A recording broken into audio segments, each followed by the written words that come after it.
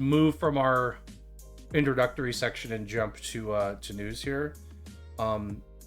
Hopefully everything is still set up, and it is beautiful. I told Spoon before the podcast, but I had to transfer all of our files and as the overlays in particular to the new hardware, so we had to make sure that was all good to go. Why isn't... there it is. Okay, I'm just zooming in a little bit. This was from early this week. Destiny 2, the final shape, which is going to be an upcoming expansion for Destiny 2. Actually, I think this is supposed to be, and somebody can correct me if I'm wrong. Probably Try and Kuru would have to correct me if I'm wrong.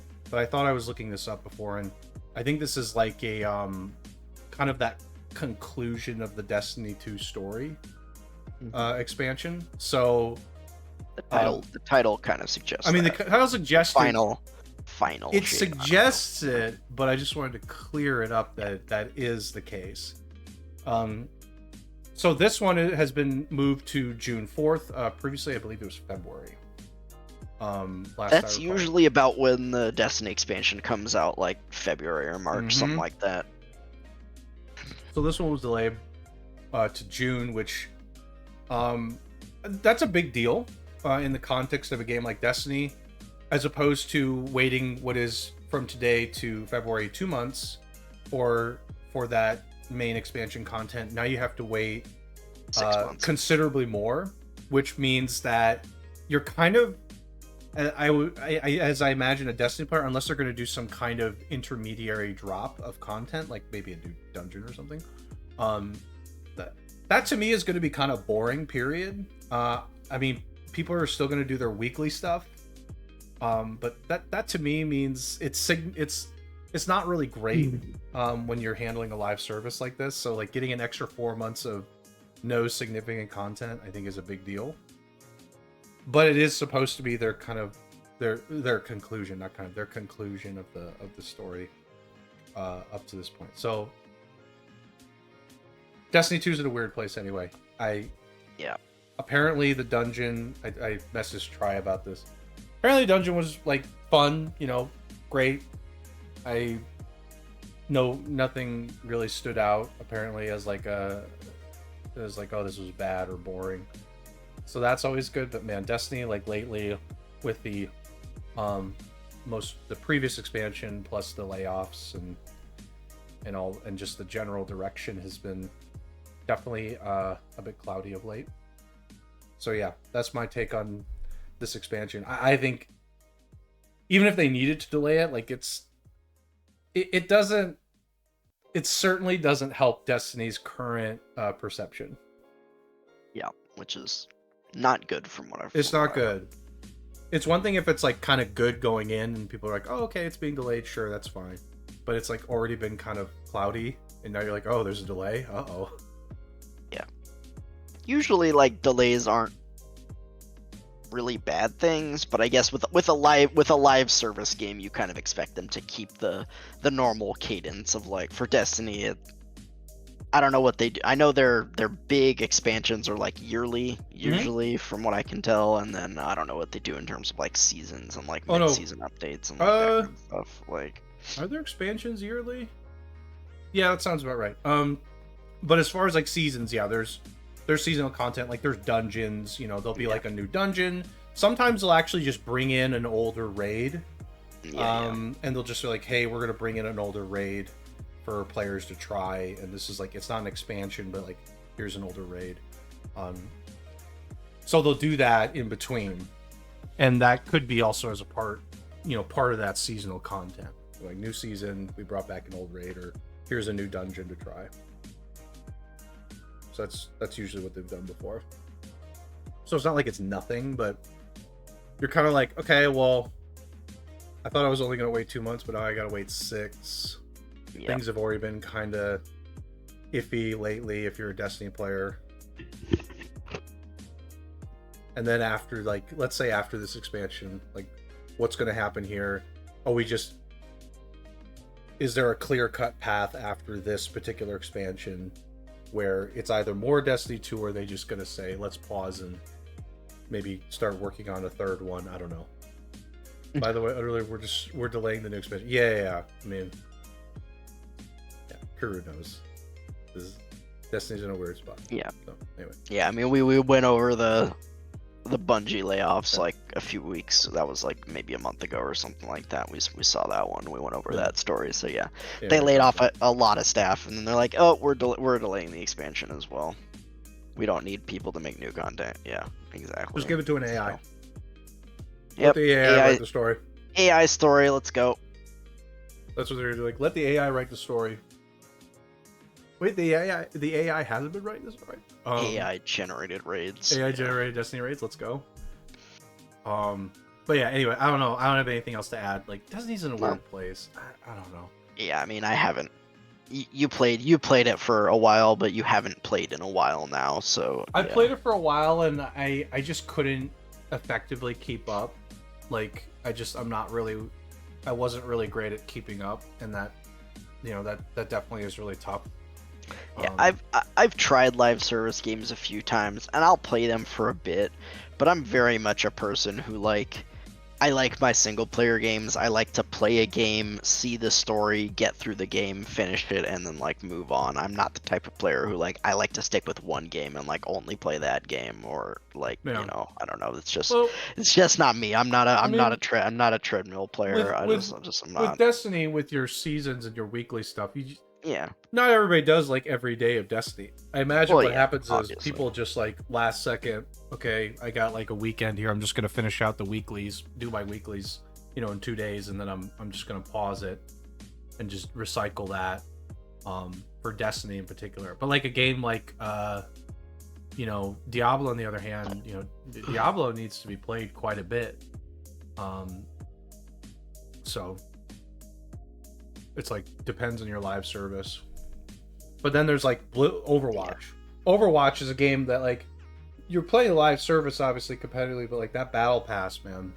Oh yeah, I mean, you gotta be doing your dailies and your weeklies and all that crap. And Diablo, with Diablo 4, they're it is a live service, but it's not a game that you need to play every day. The new season comes out, you can play it for a couple of a week or two at most, and then kind of do everything you need there is to see in the season, and then just not play it again until the next season. You can very much play it that way, as opposed to Overwatch, where it's a game that kind of wants you to play it every single day. Right. The goal of Overwatch is we want you to play a little bit every day. Yeah, you can play you can play 2 hours of Destiny, I think, and do your weeklies. Yeah, and that's what Screw just said. Yeah, I think there are some live services that I think Destiny has a live service for the 2 hours a week of commitment. That's reasonable. That's really reasonable. Actually. But Overwatch to me was never that reasonable. It was never like that. Yeah, you had to grind. From what I heard, at least, I'd never played Overwatch 2, but from what I heard, you had to grind quite a lot to get max out that battle pass. Yeah. Which, good luck. So, anyway, I don't have anything else. Nope. Okay, let's move on. Okay, this one we've got some Gearbox games. So a raft of unannounced Gearbox games were spotted online over the weekend. A developer who worked at support studio Lost Boys Interactive referenced Borderlands 4, Tiny Tina's Wonderlands 2, and an unannounced Brothers in Arms game in a now deleted LinkedIn post. Yeah. So the fact that they deleted the LinkedIn post means that those are likely some things that are being worked on. Probably real. I would say Borderlands 4 is probably the one that's going to be coming rather sooner than something like Tiny Tina's Wonderlands 2. Man, that is a tongue twister for me. Interesting to me that they're doing both BL4 and Tiny Tina's 2 at the same time. That's kind of interesting. It's got to be obviously multiple teams, but I don't even care about Brothers in Arms. I'm sorry if you like Brothers in Arms. I don't know what that is. You're probably offended. So, all games were mentioned as being built with Unreal Engine 4, which I find interesting. Yeah. It's why don't you just use the new one? Obviously, Gearbox hasn't announced this stuff. Here's what I'll say. I didn't actually finish Borderlands 3, and in fact, I did not like that game that much. That's all I'll say.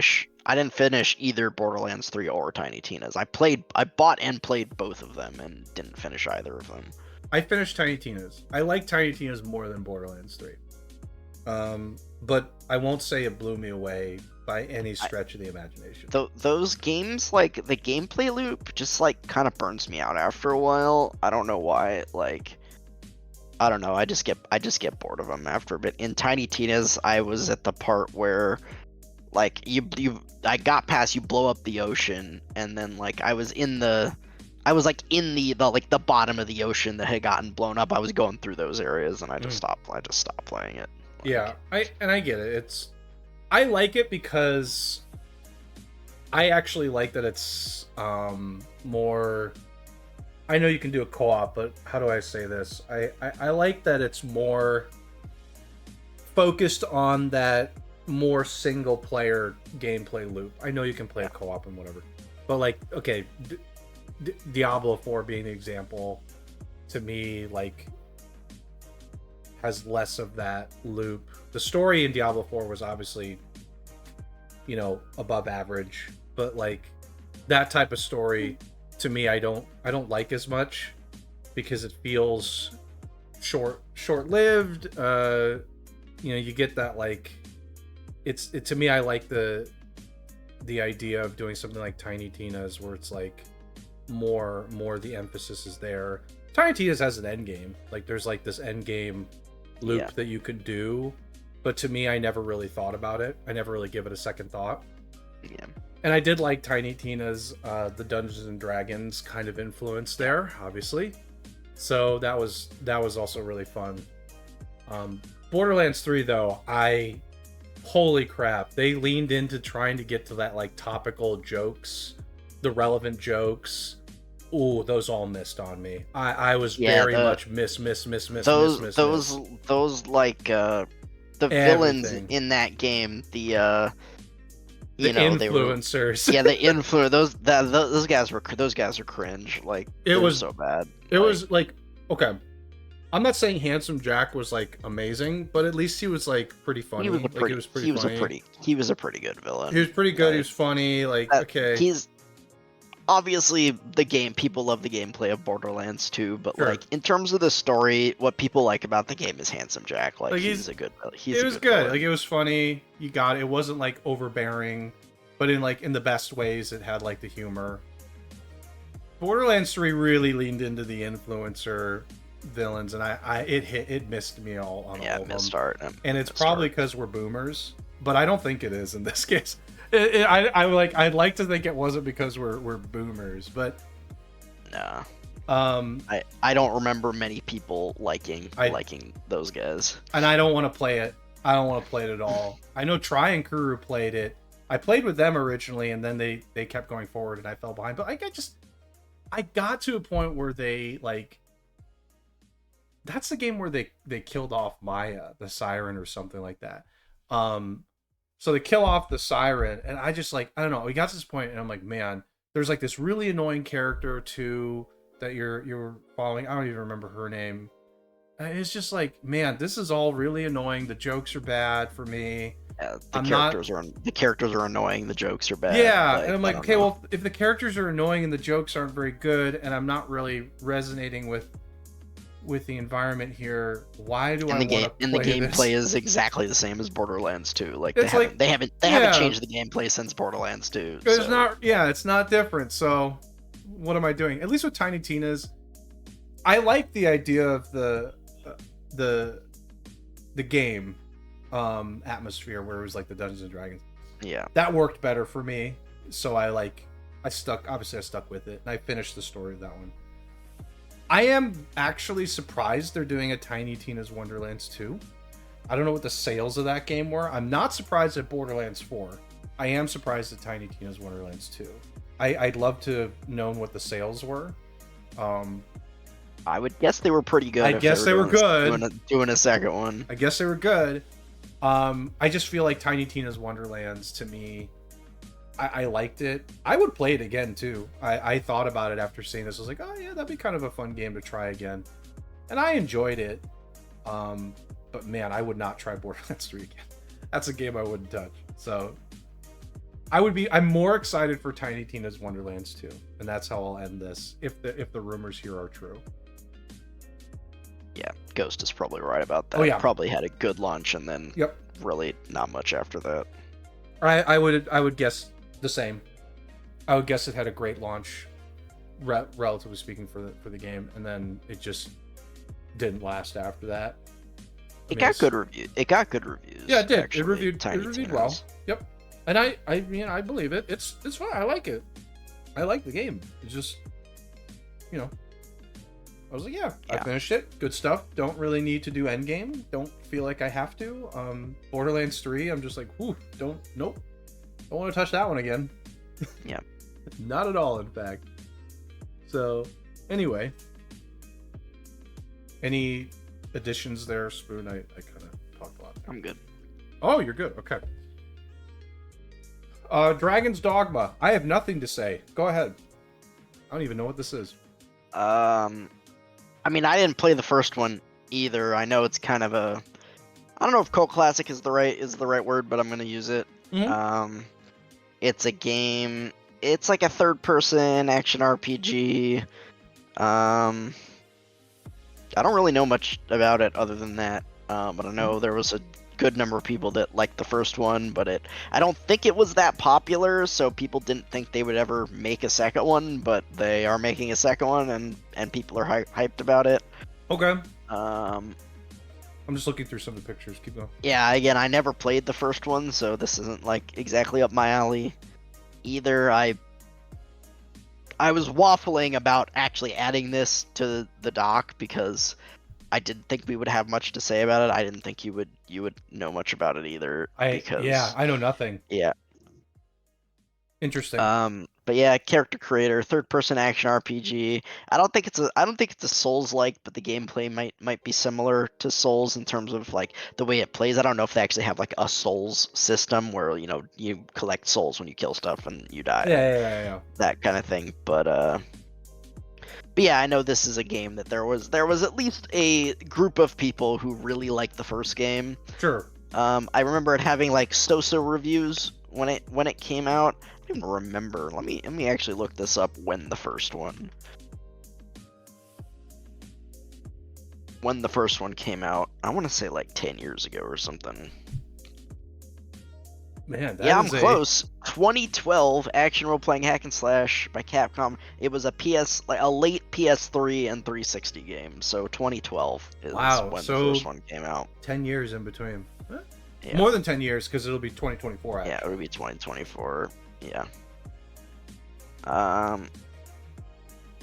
So yeah, I mean, cool for people who liked the first one and didn't think we would ever get a sequel for it, and eventually we will. Again, I don't know much about it, so I don't have much else to say. But yeah, good for Dragon's Dogma, I guess. I mean, if you're a fan of the game and you see a second one, you're like, okay, cool. I can go ahead and, you know, lock that in as something I want to play. So yeah, if you enjoyed the first one, you're definitely putting this on your radar and excited about it. So I think that's cool. Same way that Tiny Tina's Wonderlands 2 is probably on my radar, and Borderlands 4 is really not until I see videos and explanations of the story. It's kind of like, for me, that's how I would feel. I mean, if you enjoyed it, you're gonna look forward to it. Are they really excited for this? Yeah. It's been super long. Yeah, of course. So you're excited. Yeah, you're excited. You're like, oh, cool. Well, yeah. When it's been like 10 plus years and you've been asking for a sequel for that long, you really don't think you're gonna get it, and they actually do it. You're like, oh my god, they're actually doing it. Borderlands 3 was exciting. You're like, oh my god, Borderlands 3. It's been so long. Like another Borderlands mainline game. Yeah, like I feel the same way about that stuff. Well, you know, they had to try Battleborn, and we know who that went.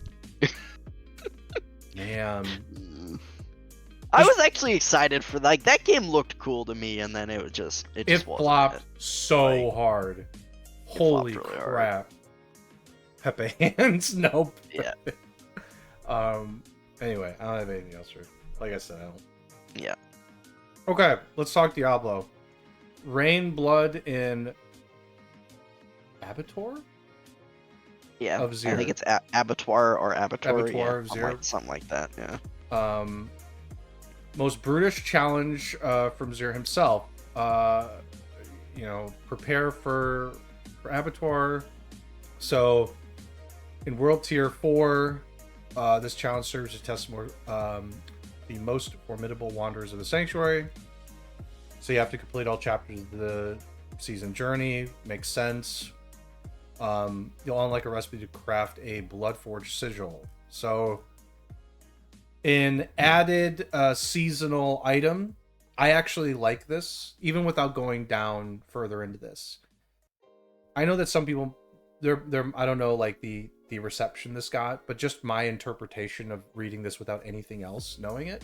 I like when they'll do this. It's like mid-season update kind of idea. Yeah, they're gonna be about halfway through the season when this comes out. So mid-season update, it's an end game. It's an end game activity. Like you need a character that is level 100. Yeah, and they said this goes up to like tier 20 or 25, I think, but tier 1 is supposed to be about as hard as Nightmare Dungeon 100, so you need to be like a decently strong character to be able to do this. So I like this idea of just like, okay, mid-season, here's something new, mid-season update. Something for endgame is a good call because obviously you're assuming people are there now. So they're, we're getting this December 5th, so 2 days.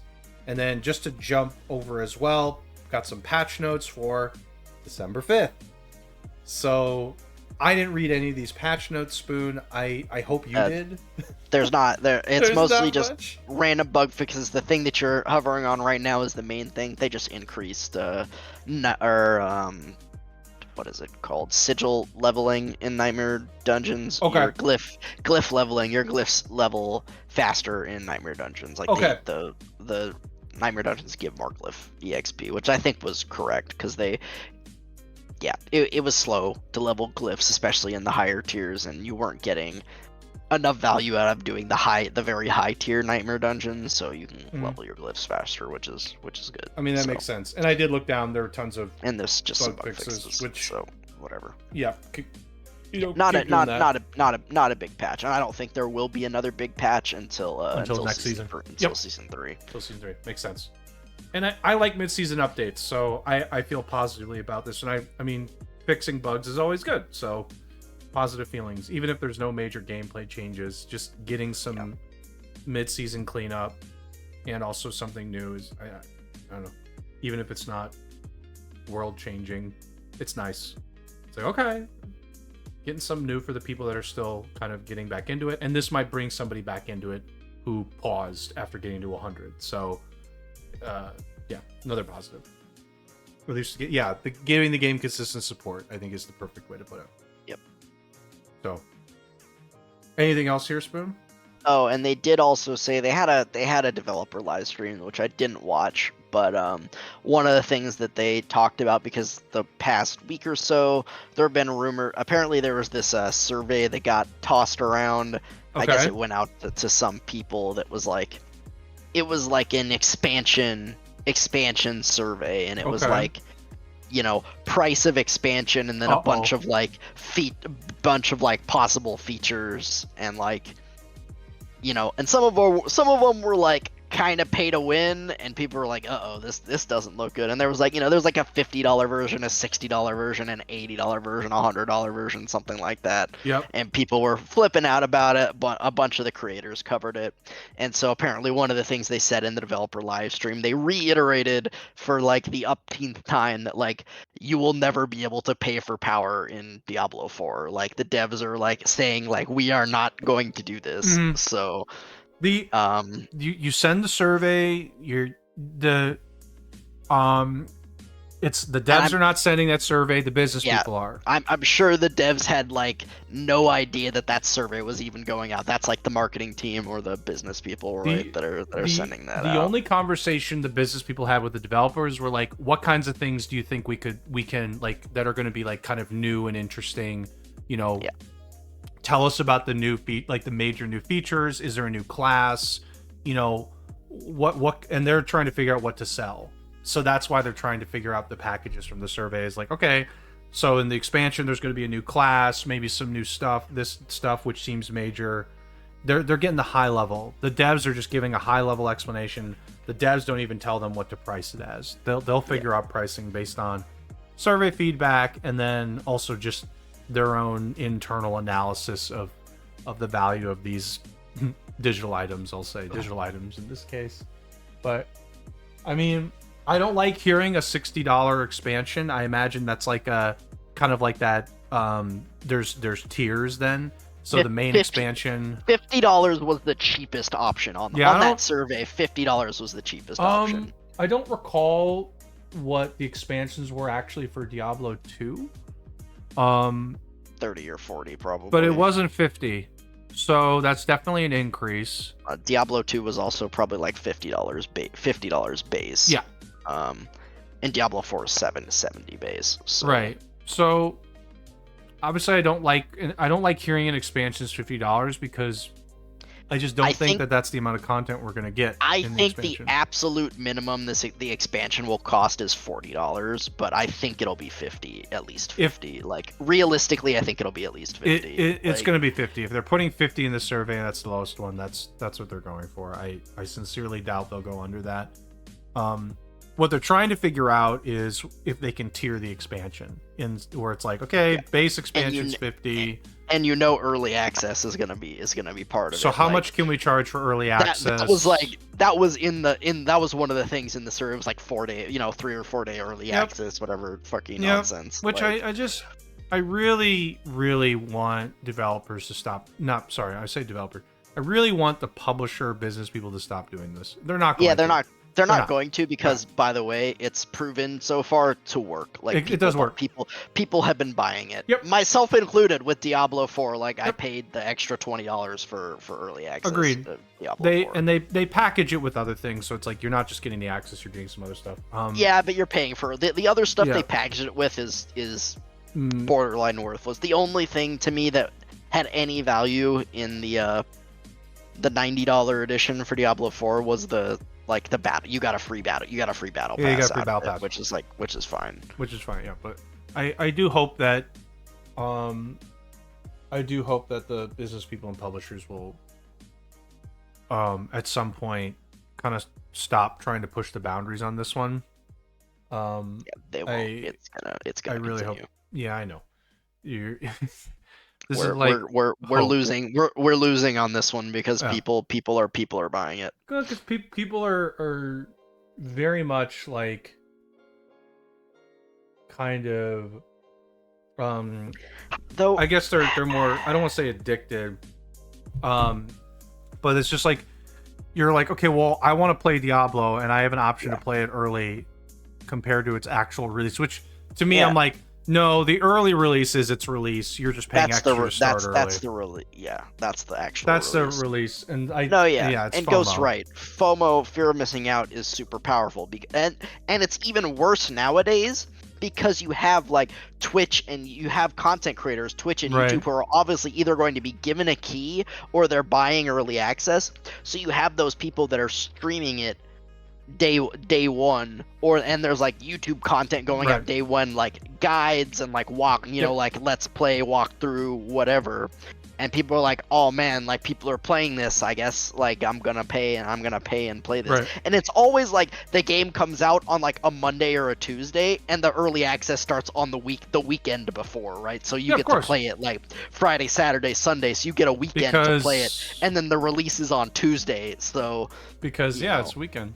FOMO is the most powerful Temtem. Goddamn. Kuru doesn't even like Kuru. I tried to ask Kuru, let's play Temtem. He's like, nah, I'm good. He didn't even want to play Temtem. Yeah, he's telling me FOMO is the most powerful. That's what he said. Good. He's like, no, I don't want to. I'm good. He basically said, nah, I'm good. So get out of here with your Temtem talk. Get out of here.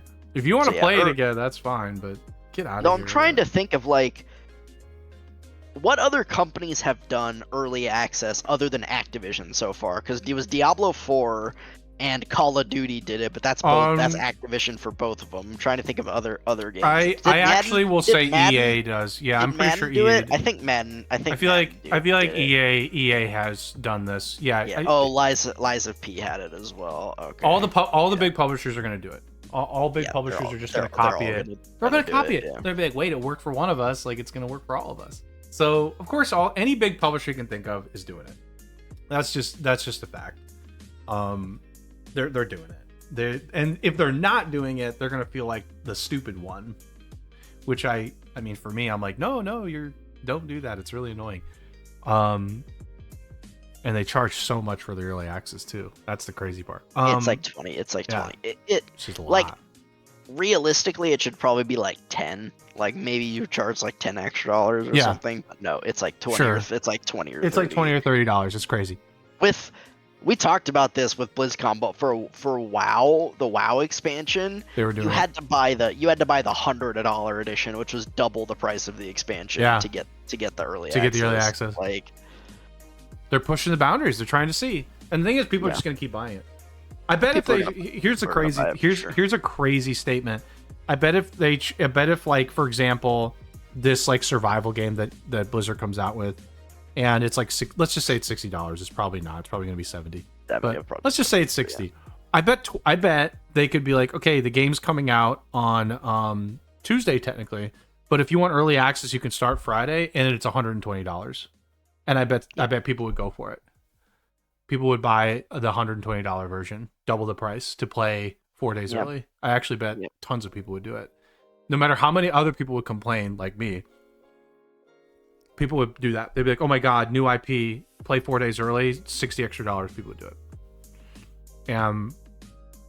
And I feel like I just put an idea into somebody's head. They're like, wait, maybe we could do that. This is the problem, is like they'll just keep pushing the boundaries. There's never like an end point. It's like, how far can we push before the ruler breaks? Yep. And it hasn't. So it's just going to keep going and bending and bending and bending. Which is really frustrating. Okay. I don't have anything else for Diablo, by the way. Okay. Me neither. All right.